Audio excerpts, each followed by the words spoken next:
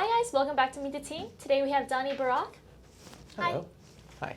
So, which team are you from? I am from Digital Forensics team and technology director as well. How long have you been working here at eDiscovery? I have been at eDiscovery since 2004, so it's been a little while. How did you find out about eDiscovery? I actually had a friend who worked here as a salesperson, and they recommended me for the job. So I thought it was going to be just like a short period of time that I was going to be here. I was like, all right, I'll just work there for a little bit, and really like the place. And what's great about this place is it's constantly growing, constantly changing, and it's exciting. So I decided to stay. How did you get into lit support? How did I get into lit support? So I actually was able to see part of the transition from this company.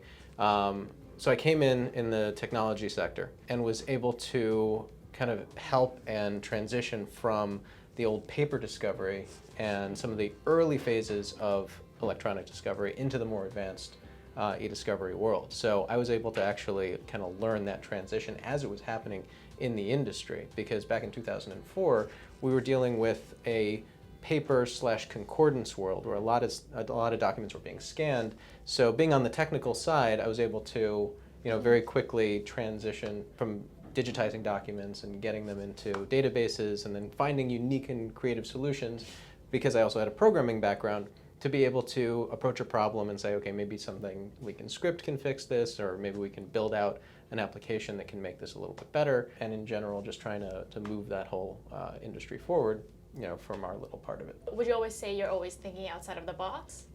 Not always, but I try to. What type of creative person are you? Like more artistic or more No, I'm definitely not artistic. No, very logic, technical oriented. I like solving problems. So it's like if you're like, okay, we need to get this data from this format into that format, and we don't know how to do it, that's a fun project for me. Other people like drawing or coloring, but. So what would you describe your hobby as? My hobby is technology. So it's kind of what I immerse myself in. It's like, anything that has to do with like technology or programming, or it's just always been my passion. When I was a kid, it was like copying programs from computer magazines into my Commodore 64. So tell me about your first job ever. My first job ever? I don't know if I want to tell you about that. No, so no, the first job that was actually a job, because my grandfather had a company, so I used to go there and shred paper and stuff like that. But that's not interesting. But Love that. But no, my first job that was like a job that I got paid for. I wanted a CD burner, and it was like $400, so I was gonna work for the summer to get it. And I got a job at a local computer store, and it was really fun because I got to set up computers and build machines. This was the old days when a lot of people would just build their own computers. So I was a kid and I got to assemble machines instead of serving burgers, which was fun. So you've been working with computer and electronics ever since you were a toddler? Yeah, it's always been a hobby of mine. So. What's one thing that surprised you while you were working here at eDiscovery? That we're doing these video sessions. I didn't think I was going to have to be in front of a camera. In your 15 years? No, in 15 years I've never had to get in front of a YouTube camera. What is the biggest misconception that people may have about your job? When you're talking about technology, the big misconception is that a lot of it is just break fix, and that you have to set up people's phones and things like that. People don't understand what people who work in technology do sometimes. They just think of help desk. Oh, IT. Yeah. So it can go a lot more than that. Development, programming, and problem solving is a big part of it.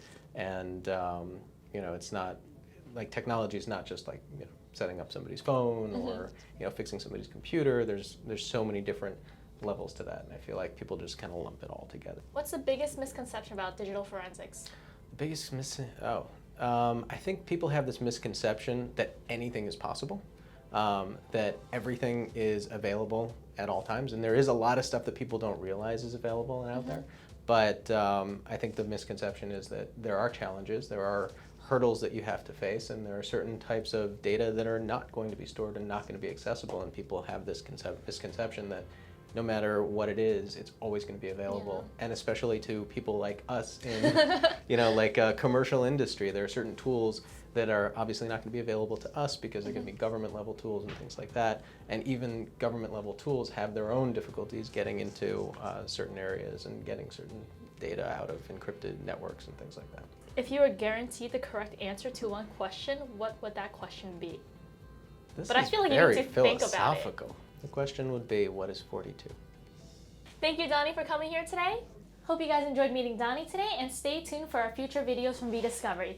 In the meantime, please make sure to follow us on the social media accounts listed on your screen right now, and for our previous videos, check us out on YouTube. Until later, bye!